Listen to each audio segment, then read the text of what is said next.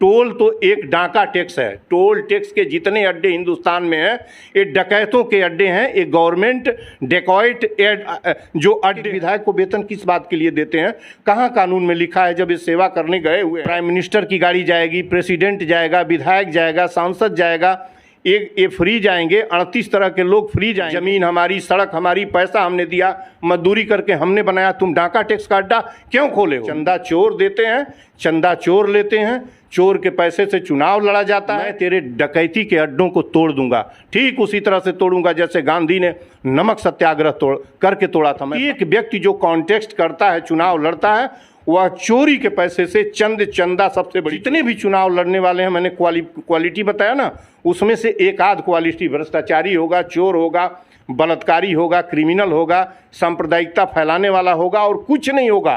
तो निश्चित ही जाति का जाप करता होगा, जाति का कंठी लेके वोट मांगता होगा। और जीएसटी टोल टैक्स क्यों इस तरीके से लेते हैं, आप जरा हमको बताइए।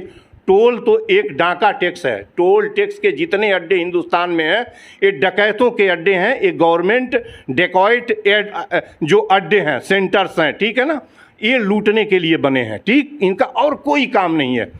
प्राइम मिनिस्टर की गाड़ी जाएगी, प्रेसिडेंट जाएगा, विधायक जाएगा, सांसद जाएगा, ये फ्री जाएंगे। 38 तरह के लोग फ्री जाएंगे और पब्लिक जो आम आदमी है, आपकी गाड़ी मेरी गाड़ी, क्या ये राजा जाता है? 80% जो निजी गाड़ी मालिक है वो सब कर्जे में, किसी ने उधार लिया, किसी ने कर्जे में लिया, पैसा नहीं है, किसी तरीके से अपने मरीज को या अपने निजी काम से वो आप लखनऊ जा रहा है, आप उस पर तुम जगह जगह डाका टैक्स अड्डा लगाए हुए हो। हम क्यों दें? जमीन हमारी, सड़क हमारी, पैसा हमने दिया, मजदूरी करके हमने बनाया, तुम डाका टैक्स का अड्डा क्यों खोले हो? मैं तेरे डकैती के अड्डों को तोड़ दूंगा, ठीक उसी तरह से तोड़ूंगा जैसे गांधी ने नमक सत्याग्रह करके तोड़ा था। मैं बार बार इनको कह रहा हूं कि अपने मन से अपने जुर्म के अड्डों को वापस ले लें।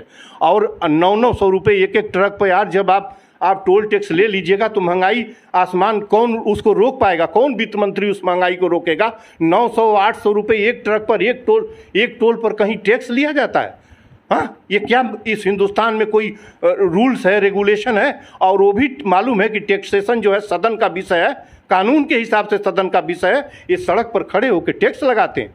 ये सभी गुंडे हैं, सभी गुंडे हैं, पूरे गुंडे हैं। और आपको ताजुब होगा जान के कि थोड़े से चंद लोग छोड़ के जो जैसे लेजिस्लेशन है हमारा, जो कानून बनाने की जगह है, उसमें कुछ ही को छोड़ के शेष जो है गुंडे, अपराधी, चोर, व्यभिचारी, बलात्कारी, क्रिमिनल्स, सांप्रदायिकता फैलाने वाले, जाति का जहर घोलने वाले सब पहुंच चुके हैं।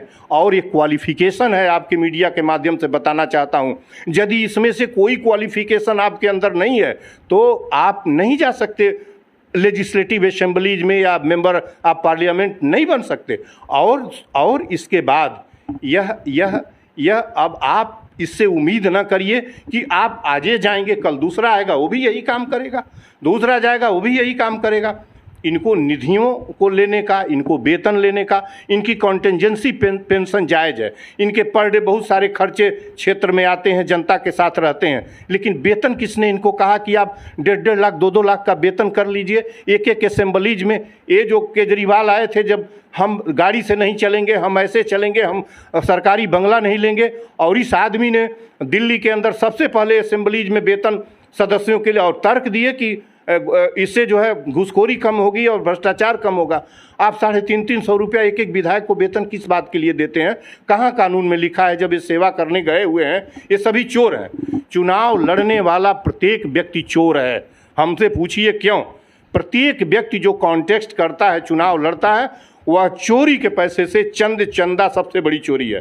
कुदाल चलाने वाला किसान जो 100 करोड़ रुपए चंदा शब्द नहीं जानते, वो किसी तरीके से यार काम करके पूरे दिन रात शाम होते होते मर जाते हैं। उनके घर सब्जी उनके घर पानी में पकाई जाती है। दाल के बिना उनके घर के लोग और मेंबर पानी में और नमक तेल डाल के उसमें नमक और मिर्च मिला के खाते हैं।